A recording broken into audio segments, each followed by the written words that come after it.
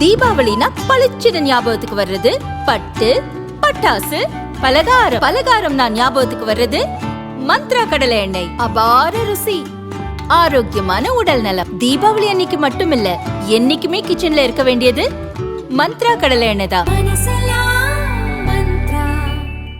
அறுவடைக்கு பிந்தைய பயிர் கழிவு எரிப்பு, வாகனங்களிலிருந்து வெளியேறும் புகை, மோசமான வானிலை உள்ளிட்ட பல காரணங்களால் பாகிஸ்தானின் பஞ்சாப் மாகாணத்தில் காற்றின் தரம் மிகப்பெரிய அளவில் பாதிக்கப்பட்டுள்ளது.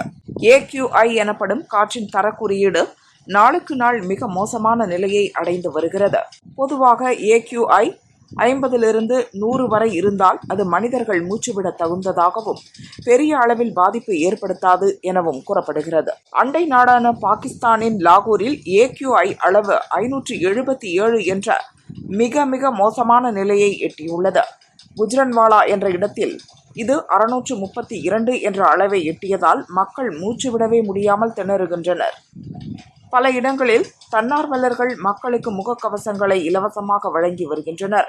பயிர் கழிவுகளை எரிக்கும் விவசாயிகள் மீது போலீசார் வழக்கு பதிந்து நடவடிக்கை எடுத்து வருகின்றனர்.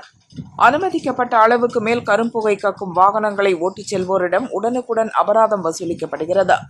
பாகிஸ்தானின் லாகூரில் நிலவும் காற்றின் தரக்குறியீடு உலக அரங்கில் வேறெந்த நகரத்திலும் இல்லாத வகையில் மோசமான அளவில் உள்ளது.